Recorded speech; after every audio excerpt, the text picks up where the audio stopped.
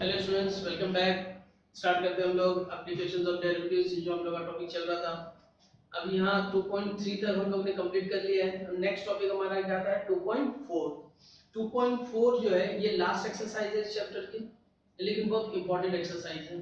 इस एक्सरसाइज में हम लोगों को ये पता चलेगा कि एक्चुअल डेरिवेटिव्स जो है, मैथमेटिक्स तो एक फॉर्म है, ठीक है, मैथ्स में तो यूज होता ही है डेरिवेटिव्स, लेकिन एप्लीकेशंस ऑफ डेरिवेटिव्स का इन जनरल क्या यूज होता है। भाई इन जनरल हम देखते हैं कि भाई नॉर्मली अगर किसी बच्चे को पूछा जाए कि ये मैथ्स तुम पढ़ रहे हो कहाँ यूज होगा, तो सबसे पहला जो उसको जो दिमाग जाता है वो जाता है कि इन जनरल कहाँ यूज होगा, है ना, कि हम कहाँ पे इसको देख सके एप्लीकेबल होते हुए कि अच्छा ये भी हो रहा है, ये भी हो रहा है, ये भी हो रहा है। तो इसमें आपको इतने सारे क्वेश्चंस मिलेंगे, तो आपको समझ में आ जाएगा कि हाँ, इन जनरल अगर हम लोग बात कर रहे हैं तो ये किसी कंपनी में भी यूज हो सकता है कि उसके प्रॉफिट को कैसे मैक्सिमाइज करना है, या फिर ये किसी कंपनी में इसलिए भी यूज हो सकता है कि किसी के कॉस्ट को कैसे मिनिमाइज करना है, या फिर ये आपके किसी प्रोजेक्ट में यूज हो सकता है जहाँ पे आपको प्रोडक्शन मैक्सिमाइज करना है। ये बहुत सारे एग्जांपल्स है जहाँ कॉमर्स सेक्टर भी आ जाएगा आपका, साइंस सेक्टर भी आ जाएगा आपका, रिसर्च सेक्टर भी आ जाएगा आपका। तो ये बहुत सारे एग्जांपल्स में हमको पता चल जाएगा इधर पे। लेकिन उससे पहले थोड़ा सा हम लोग स्टार्ट करते हैं कि ये क्या चीज़ है। अभी जैसे बहुत सारे एग्जांपल हम लोग ने देखते हैं, वो ज़्यादातर एग्जांपल हमारे क्या है, टेक्सचुअल है। ज़्यादातर एग्जांपल हमारे जो है वो स्टडी रिलेटेड है। लेकिन इस एक्सरसाइज में आपको सेकंड पार्ट में, जैसे मैं बोलूँगा इसके दो पार्ट है, एक इंक्रीजिंग डिक्रीजिंग फंक्शन है और एक मैक्सिमा मिनिमा है। तो आज हम लोग इंक्रीजिंग डिक्रीजिंग फंक्शन पढ़ेंगे। नेक्स्ट पार्ट में जो मैक्सिमा मिनिमा होगा ना, उसमें आपको समझ में आएगा कि डे टू डे लाइफ में हम इसको किस तरह से यूज कर सकते हैं। डे टू डे लाइफ में इसके कितने सारे क्वेश्चन हमारे एप्लीकेबल हो सकते हैं और किस तरह से हम इसको अप्लाई कर सकते हैं, ये हमको सीखने मिलेगा। तो आज का हमारा जो टॉपिक है वो है इंक्रीजिंग एंड डिक्रीजिंग फंक्शन। आज हम लोग पहले बात करते हैं इंक्रीजिंग फंक्शन की, ठीक है। इंक्रीजिंग फंक्शन ये टॉपिक कैसा है, अभी हम लोग को इसमें कि इन जनरल हम लोग को देखते हैं कि फंक्शन जो हम लोग पढ़ते हैं तो बहुत सारे टाइप के फंक्शंस होते हैं। फंक्शन में हम बात करेंगे तो ये पॉलिनोमियल भी एक फंक्शन है, ट्रिग्नोमेट्रिक भी एक फंक्शन है, लॉगरिथमिक भी एक फंक्शन है, एक्सपोनेंशियल भी एक फंक्शन है, इनवर्स भी एक फंक्शन है, ठीक है ना। तो ये जितने भी टाइप के फंक्शंस हैं, इनमें हमको ये अगर पता करना है कि ये फंक्शन इंक्रीजिंग है या फंक्शन डिक्रीजिंग है, तो कैसे पता चलेगा। तो इंक्रीजिंग और डिक्रीजिंग आपने 7th स्टैंडर्ड में पढ़ा है, जिसमें हम लोग बोलते हैं कि दो वेरिएबल अगर इनवर्स वेरिएशन में हो या डायरेक्ट वेरिएशन में हो, तो हम लोग ने इसको क्वेश्चन किया इनवर्स वेरिएशन है, डायरेक्ट वेरिएशन, वही इधर पे इंक्रीजिंग और डिक्रीजिंग फंक्शन हो जाते हैं। जो फंक्शन डायरेक्ट वेरिएशन में होते हैं उसको हम लोग इंक्रीजिंग फंक्शन बोलते हैं, और जो वेरिएबल्स इनडायरेक्ट वेरिएशन में होते हैं उनको हम लोग डिक्रीजिंग फंक्शन बोलते हैं। तो हम लोग ने जब स्टैंडर्ड लोअर था तो उसके लो लेवल को पढ़ा था कि डायरेक्ट रिलेशन और या इनडायरेक्ट रिलेशन। जैसे एक क्वांटिटी x अगर बढ़ी तो दूसरी y भी बढ़ेगी, अगर एक घट रही तो दूसरी भी घटेगी। इसको बोलते हैं हम लोग डायरेक्ट रिलेशन या डायरेक्ट वेरिएशन। और डायरेक्ट वेरिएशन को हम लोग लिखते थे कि x is directly proportional to y। इस टाइप के ग्राफ को हम लोग दिखाते थे कि x is equal to ky, है ना। और जहां पर एक क्वांटिटी दूसरी क्वांटिटी से इनवर्स में होती थी, मतलब अगर एक बढ़ेगी तो दूसरी घटेगी, तो उसको हम लोग लिखते थे x is inversely proportional to y। उसको हम लोग लिखा था ऐसा, और फिर उसको लिखते हैं x equal to k upon y। तो ये जो चीज है यहाँ पर, इसको हम लोग बोलेंगे इंक्रीजिंग फंक्शन और इसको हम लोग बोलेंगे डिक्रीजिंग फंक्शन। तो ये हमारा इंक्रीजिंग है, जहां पर एक क्वांटिटी बढ़ी तो दूसरा भी बढ़ रहा है, सबका विकास सबके साथ। तो ये हमारा इंक्रीजिंग फंक्शन वाला काम रहेगा, सबका विकास सबके साथ वाला, ठीक है ना। और जहां पर ये होगा कि आजकल की जो पार्टियां करती हैं कि भाई अपना ही विकास बाकी सबका बकवास, तो वो इसमें आएगा कि एक काम बढ़ेगा दूसरे का घटेगा, तो ये डिक्रीजिंग फंक्शन में आएगा। अब हम लोग इसकी मैथमेटिकली बेसिक देख लेते हैं कि क्या चीज है ना। तो बेसिक तो हम लोग ने कहाँ से लिया, बेसिक हमने 7th स्टैंडर्ड से लिया। 7th स्टैंडर्ड में हमको ये दे दिया, लेकिन ये नाम से नहीं दिया, क्या दिया जो बताया है, इनवर्स वेरिएशन, डायरेक्ट वेरिएशन। अब इंक्रीजिंग फंक्शन क्या होता है, तो देखो अगर ये हमारा ग्राफ है, ये एक्स एक्सिस है और ये हमारा वाई एक्सिस है, कोई भी ऐसा ग्राफ या कोई भी इस तरह से ग्राफ है ना, ये हमारा क्या हो गया, इंक्रीजिंग फंक्शन का ग्राफ हो गया। ये हमारा फंक्शन क्या हो गया, इंक्रीजिंग फंक्शन, यानी बढ़ता हुआ जा रहा है, बढ़ता हुआ जा रहा है, बढ़ता हुआ जा रहा है। जैसे हमारा एज है क्या नहीं, हर दिन हम क्या होते हैं, ग्रोथ मिल रही है, बढ़ते जा रहे हैं, बढ़ते जा रहे हैं, है ना, बूढ़े होते जा रहे हैं। तो ये इंक्रीजिंग फंक्शन है। इस टाइप का जितने भी जो भी ग्राफ दिखेगा वो सब क्या रहेगा, इंक्रीजिंग फंक्शन का ग्राफ रहेगा। अब इसमें थोड़ा ग्राफ को अच्छे से बना लेते हैं, सुंदर सा ग्राफ बना लेते हैं, फिर समझ में आ जाएगा कि इसकी बेसिक हमको क्या पढ़ना है। तो इंक्रीजिंग फंक्शन में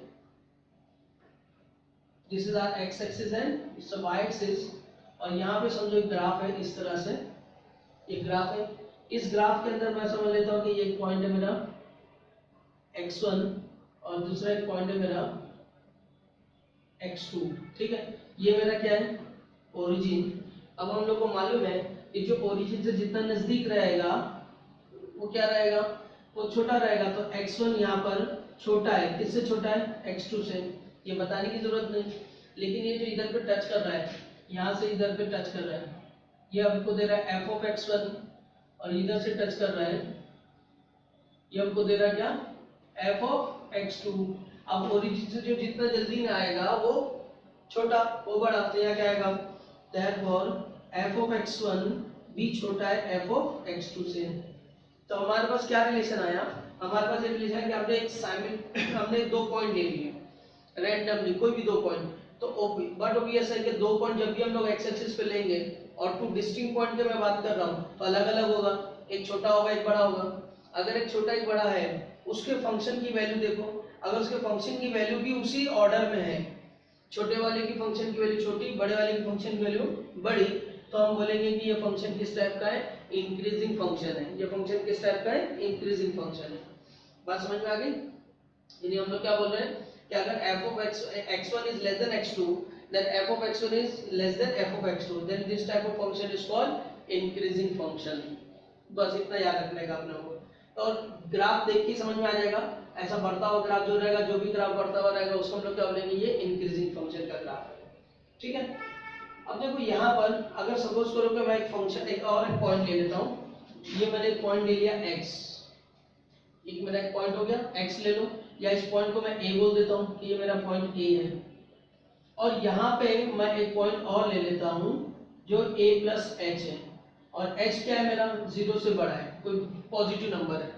डेफिनेटली जब पॉजिटिव नंबर है तो a में ऐड करूंगा तो वो इधर ही आएगा, है ना। नेगेटिव नंबर होता तो पीछे जाता, तो पॉजिटिव नंबर इधर आएगा, तो ये छोटा रहेगा, ये बड़ा रहेगा। तो अगर मैं यहाँ पे देखूं, therefore या मैं ऐसा बोलूं कि सिंस a क्या है, less than a plus h है क्या नहीं, तो therefore f of a क्या होगा, less than f of a plus h होगा, है क्या नहीं। तो इसका मतलब ये हो गया कि f of a plus h ये बड़ा है, ये बड़ा है, किससे बड़ा है, ये f of a से बड़ा है। इसको इधर लेके आ जाओ, f of a plus h minus f of a, ये बड़ा किससे होगा, 0 से, क्योंकि वो इधर आ गया। अच्छा अब मैं इसको h से डिवाइड करता हूँ, divide by h, divide by h, तो ये f of a plus h minus f of a upon h, ये 0 से बड़ा हो गया, है क्या नहीं। अब मैं बोल रहा हूँ कि ये क्या है, h टेंड्स टू क्या है, h जो है 0 से बड़ा है, लेकिन वो छोटा नंबर है।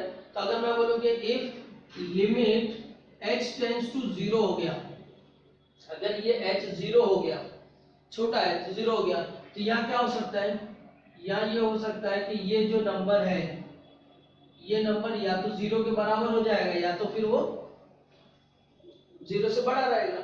तो अगर ये ले लिया, तो अब देखो ये क्या चीज बन गई मेरी, ये जो चीज मेरी बन गई, ये क्या चीज बन गई, कुछ याद आ रहा है, कुछ याद आ रहा है, क्या याद आ रहा है, ये हमारा फर्स्ट डेरिवेटिव का डेरिवेटिव बन गया फॉर्मूला, ये नहीं, ये हो गया limit h tends to 0 f of a plus h minus f of a upon h। तो मैं बोलूंगा इसको therefore it is f dash of a, ये 0 से क्या है, बड़ा है, ये 0 के बराबर है। तो यानी f dash a, मैंने यहाँ पे a लिया था, तो मैं यहाँ लिख रहा हूँ f dash है।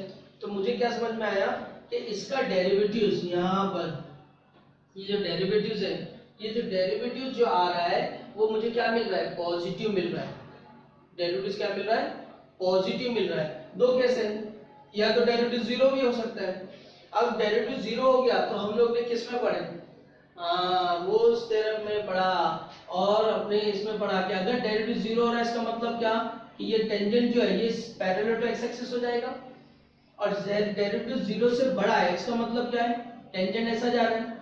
ऐसा जाने का मतलब ये होगा कि ये एक्स एक्सिस पे क्या कट करेगा, ऐसा कट करेगा और एक्यूट एंगल बनाएगा। क्या बनाएगा, एक्यूट एंगल बनाएगा। और अगर ये एक्यूट एंगल बनाएगा तो हमेशा ये पॉजिटिव रहेगा, क्योंकि टेन थीटा स्लोप होता है ना। तो एक बेसिक चीज बता रहा हूँ कि टेन थीटा क्या होता है, टेन थीटा स्लोप होता है। तो ये जो स्लोप है अगर एंगल एक्यूट है, ठीक है, तो हमेशा स्लोप क्या रहेगा, टेन थीटा क्या रहेगा, पॉजिटिव रहेगा। ये ऐसा जाएगा, ठीक है। और जब ऐसा जाएगा तो देखो ये कट कर रहा है ऐसे, तो जब ऐसा कट करेगा तो हमेशा क्या बनेगा, पॉजिटिव बनेगा। तो इसका मतलब ये होता है कि अगर स्लोप पॉजिटिव है, यानी इसका मतलब ये है कि अगर ये जो हमारा फर्स्ट डेरिवेटिव से अगर पॉजिटिव है कोई पॉइंट पे, तो हम बोलेंगे फंक्शन क्या है, उस पॉइंट पे इंक्रीजिंग है। फंक्शन क्या उस पॉइंट पे इंक्रीजिंग है, ठीक है। तो अब ये चीज याद रखेंगे यहाँ पर कि पॉइंट फंक्शन क्या होना चाहिए, इंक्रीजिंग होना चाहिए। तो अगर इन जनरल अगर मैंने इसको कर दिया, अगर मैं इसको बोलूं कि ये मेरा x है, ठीक है, तो ये क्या होगा, ये भी x होगा। तो ये सब सब समझ लो, अभी टोटल मैं पूरा नहीं करता हूँ, इतना याद रखो कि इन जनरल अगर मैंने करा तो हमको याद रखने का देयरफॉर कि f डैश x क्या होना चाहिए, इंक्रीजिंग फंक्शन के लिए f dash x greater than और इक्वल टू 0 होना चाहिए। तो या तो ये कंडीशन है कि f of x1 should be less than f of x2, दो पॉइंट हमको मालूम हो कोई, या फिर उसका सिंपल डेरिवेटिव्स निकालो और उसका डेरिवेटिव अगर पॉजिटिव आ रहा है तो बोलेंगे फंक्शन क्या है, इंक्रीजिंग है, ठीक है। अब इसमें यह होता है कि यहाँ पे दो केसेस है, या तो फंक्शन इंक्रीजिंग है या तो जीरो भी हो सकता है, डेरिवेटिव इंक्रीजिंग या तो जीरो भी हो सकता है। तो यहाँ पर अगर सिर्फ इंक्रीजिंग ही है, जीरो की कंडीशन हटा देते हैं, तो हम लोग उसको बोलते हैं स्ट्रिक्टली इंक्रीजिंग। उसको क्या बोलते हैं हम लोग, स्ट्रिक्टली इंक्रीजिंग। तो फंक्शन इंक्रीजिंग है तो इसके लिए आएगा कि f dash x is greater than n equal to 0, ये कंडीशन हो जाएगी। लेकिन अगर हम लोग बात करेंगे फंक्शन इज स्ट्रिक्टली इंक्रीजिंग, अच्छा, स्ट्रिक्टली इंक्रीजिंग को हम लोग मोनोटोनिकली इंक्रीजिंग भी बोल सकते हैं,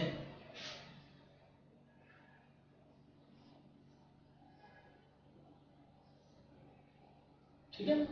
तो मोनोटोनिकली इंक्रीजिंग या फिर स्ट्रिक्टली इंक्रीजिंग, इसके लिए हमारे पास कंडीशन आ जाएगी कि f डैश x जो है ये ग्रेटर देन 0 होना चाहिए, फिर उसकी जो इक्वल टू 0 की कंडीशन हट जाना चाहिए। वो कोई भी केस में, x के कोई भी केस में वो कभी भी पैरेलल टू x एक्सिस नहीं आएगा उसका स्लोप। टेंजेंट का स्लोप कभी भी, टेंजेंट कभी भी पैरेलल टू x एक्सिस नहीं होगा, उसका स्लोप कभी भी 0 नहीं होगा। तो इस केस में स्ट्रिक्टली इंक्रीजिंग या मोनोटोनिकली इंक्रीजिंग बोलेंगे, उसके लिए 0 हट जाएगा। समझ में आ गई, ये हमारा क्या है, इंक्रीजिंग फंक्शन की डिटेल है। अब उसके बात करते हैं हम लोग डिक्रीजिंग फंक्शन क्या होता है। तो डिक्रीजिंग फंक्शन देख लेते हैं।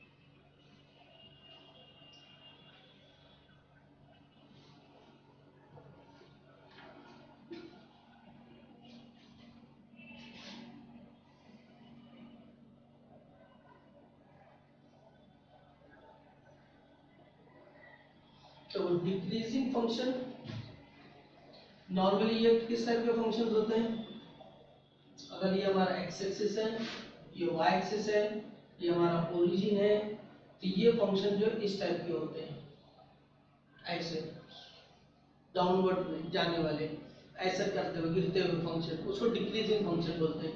जैसा अभी इधर मैंने बताया कि ये x1 है समझो, और ये x2 है, तो इसका जो यहाँ से आएगा वो क्या आएगा, f ऑफ x1 आएगा, और इधर से जो आएगा वो f ऑफ x2 आएगा। तो हमको क्या दिख रहा है, देखो कि x1 छोटा है किससे, x2 से, है ना। बट यहाँ हमको क्या दिख रहा है कि f ऑफ x1 वो ऊपर है ना, क्योंकि x1 का यहाँ पे कट कर रहा है, तो ये कट कर रहा है तो ये ऊपर है, और ये जितना ओरिजिन से दूर रहेगा उतना बड़ा रहेगा वो। तो f ऑफ x1 बड़ा है, किससे बड़ा है? f ऑफ x2 से। f ऑफ x2 से क्या है? बड़ा है। तो यहाँ कंडीशन जो है, ये जो ऑर्डर है ये चेंज हो गया। या x1 लेस देन x2 था, यहाँ क्या हो गया? f of x1 greater than f of x2 हो गया, ऑर्डर चेंज हो गया। पहले वाली केस में क्या था? दोनों सेम चल रहे थे, है ना। अगर लेस देन है तो लेस देन रहेगा, ग्रेटर है तो ग्रेटर रहेगा। यहाँ लेस देन है तो यहाँ ग्रेटर हो जाएगा, अगर ग्रेटर है तो लेस देन हो जाएगा। यहाँ ऑर्डर चेंज होगा, हम लोग बोलेंगे फंक्शन क्या है? डिक्रीजिंग है, ठीक है। अब जैसे फॉर एग्जांपल वहां पे लिए थे हम लोग ने एक पॉइंट ए, तो मैं यहाँ x मान लेता हूँ कि मैं कोई पॉइंट x ले रहा हूँ, और मान लो कि h एक कोई जीरो छोटा नंबर है, स्मॉल नंबर जो जीरो पॉजिटिव नंबर है, तो वो यहाँ पे मैंने ले लिया कि वो x प्लस एच होगा। डेफिनेटली जैसा बताया मैंने कि अगर h जीरो से बड़ा है तो कोई भी पॉजिटिव नंबर की बात कर रहा हूँ, तो पॉजिटिव नंबर अगर 0.1 भी हुआ तो वो x से बड़ा होगा। तो अब अगर मैं इधर देखूं तो मुझे दिख रहा है इधर पे कि सिंस x जो है वो छोटा है x प्लस एच से, तो इसका मतलब f of x plus H अगर मैं लूं यहाँ पर तो क्या होगा? यानी यहाँ पर f ऑफ x क्या होगा? ये छोटा है तो ये बड़ा हो जाएगा, किससे? f of x plus H से। देख रहे हैं आप लोग, ये ऊपर है, ये नीचे है। ऊपर है तो वो इधर आएगा और ये f ऑफ x देगा, और ये नीचे है तो ये इधर आएगा और वो f of x plus H देगा। तो देखो f of x plus H पहले आ रहा है और f ऑफ x बाद में आ रहा है, तो इसलिए f ऑफ x बड़ा है f of x plus H से। अब अगर मैं ये देखूं कि इसके लिए मैं बोलूं कि therefore f of x plus H ये छोटा है ना, छोटा है, किससे छोटा है? f ऑफ x से। तो इसका मतलब f of x plus h minus f of x ये छोटा है किससे? जीरो से। अब अगर मैं इसको h से डिवाइड कर दूं, ये हो जाएगा f of x plus h minus f of x upon h, ये छोटा होगा जीरो से। और अगर इसको मैं लिमिट ले लूं, limit h tends to zero, तो f of x plus h minus f of x upon h ये छोटा होगा जीरो से। लेकिन जब हम लिमिट ले रहे हैं तो ये जीरो रखने पे ये दोनों सेम हो सकता है, तो ये इट माइट बी पॉसिबल कि ये जीरो के इक्वल भी हो जाए, जीरो के इक्वल भी हो जाए। तो इसका मतलब ये हो गया कि ये जो चीज हमारे पास आई ये हमारा फर्स्ट प्रिंसिपल ऑफ डेरिवेटिव्स हो गया, है ना। और फर्स्ट प्रिंसिपल ऑफ डेरिवेटिव्स हो गया तो देयरफॉर हम बोलेंगे कि f डैश, क्योंकि मैंने यहाँ पे x नहीं लिया है, a नहीं लिया है, तो मैं बोलूंगा f डैश x क्या होगा? लेस देन और इक्वल टू जीरो होगा। तो ये मेरे पास क्या आ गया? ये मेरे पास एक इक्वेशन आ गई कि अगर फंक्शन डिक्रीजिंग है तो उसका f डैश x क्या होगा? लेस देन और इक्वल टू जीरो होगा। सिमिलरली सेम वे कि अगर फंक्शन डिक्रीजिंग है तो हम बोलेंगे कि f dash x is less than और इक्वल टू जीरो। लेकिन अगर function strictly increasing, strictly decreasing है तो फिर ये इक्वल की कंडीशन हट जाएगी। तो हम लोग बोलेंगे क्या? For strictly decreasing, strictly decreasing बोलो, या फिर मैंने क्या बताया? मोनोटोनिकली डिक्रीजिंग बोलो, ये दोनों सेम होगा। ये क्या होगा? ये होगा f dash x is less than zero. सिर्फ एक ही कंडीशन आएगी, f dash x is less than zero की कंडीशन आएगी। तो यहाँ हम लोग को समझ में आ जाता है कि स्ट्रिक्टली इंक्रीजिंग अगर बात करेगा या स्ट्रिक्टली डिक्रीजिंग की बात करेगा तो वहाँ पे इक्वल की साइन नहीं आएगी, और सिर्फ इंक्रीजिंग और डिक्रीजिंग की बात करेगा तो वहाँ पे इक्वल की भी साइन आएगी। ये हो गया हमारे पास में क्या? इंक्रीजिंग और डिक्रीजिंग फंक्शन। अब जरा इसके क्वेश्चन देख लेते हैं कि किस तरह से इसके क्वेश्चन आते हैं, ठीक है।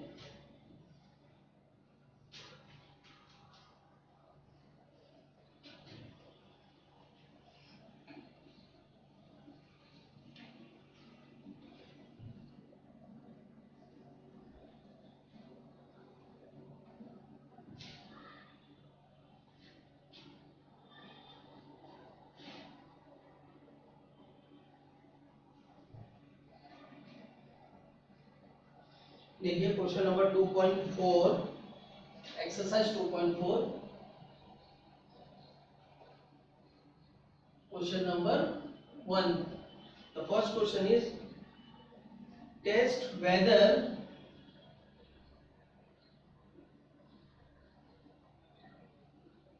the following functions are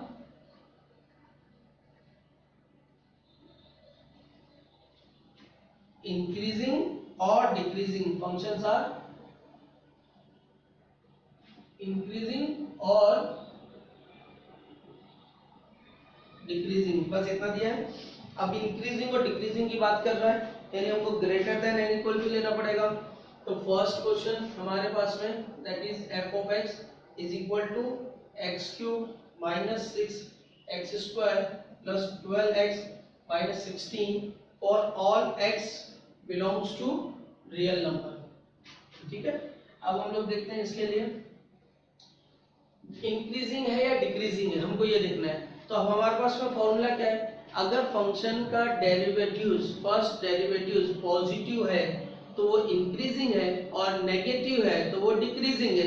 तो हम लोग डिफरेंशिएट कर देंगे। So therefore f dash x differentiating with respect to x, x cube का डेरिवेटिव्स बोलो 3x स्क्वायर, x स्क्वायर का 2x तो 12x हो गया प्लस 12x का 1 माइनस 16 गुल। अब इसमें कुछ कॉमन दिख रहा है, कॉमन दिख रहा है तो ले लो। क्या दिख रहा है, कॉमन 3 दिख रहा है, 3 कॉमन आ गया, क्या बचा x स्क्वायर बचा माइनस 4x बचा प्लस 4। क्या ये कुछ दिख रहा है अजूबा? किसका अजूबा दिख रहा है? ये अमिताभ वाला नहीं दिख रहा है, ये किसका दिख रहा है, x minus 2 the whole square दिख रहा है। यानी ये formula x minus 2 the whole square का होता है x square minus 4x plus 4। अब ये जो चीज हमारे पास आ गई, ये जो चीज हमारे पास आ गई कि x minus 2 the whole square, ये स्क्वायर आ गया। ठीक है, अब अगर मैं x इक्वल टू मैं क्या रख दूं, x equal to positive number रख दूं 5, x equal to 6, x equal to 7, तो क्या आएगा, पॉजिटिव आएगा, है ना। 5 माइनस 2 3, 3 का स्क्वायर 9, 9 टू जो भी आंसर है ना। अगर नेगेटिव रख दूं माइनस 2 तो माइनस 2 माइनस 2 माइनस 4, माइनस 4 का स्क्वायर 4, 16 पॉजिटिव। यानी ये किसी भी हाल में जब भी स्क्वायर आ जाएगा तो हर हाल में वो क्या आने वाला है, पॉजिटिव आने वाला है, कभी भी नेगेटिव नहीं होने वाला है। ठीक है, अच्छा अगर मैंने x इक्वल टू 2 रख दिया तो 2 माइनस 2 0, 0 भी हो सकता है और पॉजिटिव भी हो सकता है। तो I can say that therefore f dash x is greater than और equal to 0 for all x belongs to real number. Real number में कुछ भी मैं ले लूं, चाहे वो रूट के अंदर हो या विदाउट रूट हो, नेगेटिव हो पॉजिटिव हो, सब के लिए। तो एक चीज हमेशा याद रखने का कि जब भी इंक्रीजिंग डिक्रीजिंग पूछ रहा है ना तो हमको स्क्वायर बनता है कि नहीं बनता, ये टेक्निक हमेशा ध्यान में रखने का। जहां स्क्वायर बनता है पर से हम लोग स्क्वायर लेंगे, उसको सॉल्व करके दिखा देंगे। तो ये बन गया हमेशा पॉजिटिव, तो हम लोग क्या बोलेंगे, ये कंडीशन किसकी आ गई, इंक्रीजिंग आ गई, तो बोलेंगे function is increasing. Therefore given function is increasing. बात समझ में आ गई? चलो नेक्स्ट क्वेश्चन देख लेते फटाफट।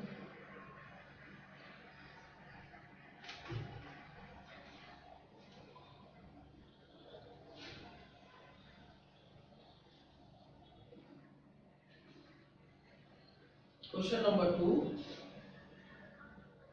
f of x is equal to 2 minus 3x plus 3x square minus x cube for all x belongs to real number। ठीक है, अब देखते हैं इसमें क्या बोल रहा है। सिंपल चीज है, क्या करना है अपने को, डिफरेंशिएट करना है। Differentiating with respect to x, यहाँ क्या जाएगा, therefore f dash of x is equal to constant 2 का डेरिवेटिव 0, इसका -3 plus 3 to the 6x minus 3x square. ठीक है, अब इसमें कुछ कॉमन दिख रहा है, माइनस साइन कॉमन ले लो, क्या बचेगा इधर से, अच्छा 3 भी तो कॉमन है ना, -3 कॉमन ले लो, क्या बचेगा इधर से आ जाएगा x स्क्वायर, यहाँ आ जाएगा -2x, यहाँ आ जाएगा +1। अब ये क्या दिख रहा है, -3, लेकिन ये क्या दिख रहा है, ये दिख रहा है x minus 1 the whole square, x minus 1 whole square देखो, x का स्क्वायर -2x प्लस 1। अब ये जो है हमेशा पॉजिटिव, क्या बता, स्क्वायर की क्वांटिटी हमेशा क्या रहेगी, पॉजिटिव, ये कभी नेगेटिव नहीं हो सकती। लेकिन एक पॉजिटिव नंबर जब नेगेटिव नंबर से मल्टीप्लाई होगा तो क्या आएगा, हमेशा नेगेटिव आएगा। तो हम लिखेंगे सिंस कि जो स्क्वायर है ये हमेशा पॉजिटिव रहेगा, it can be greater than equal to 0,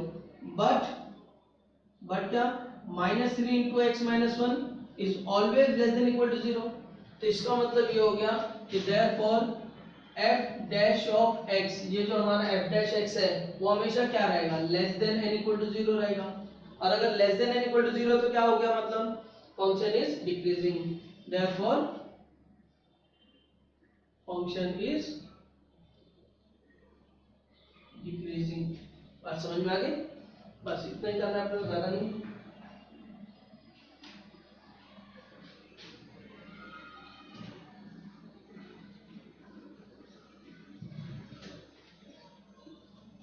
अब हम बात करेंगे क्वेश्चन नंबर 3 की। क्वेश्चन नंबर 3 में क्या दिया है, f of x is equal to x minus 1 upon x for x belongs to real number and x cannot be equal to 0। ठीक है, दो चीजों को दे दिया दर में कि x क्या है, रियल नंबर है और x 0 नहीं है।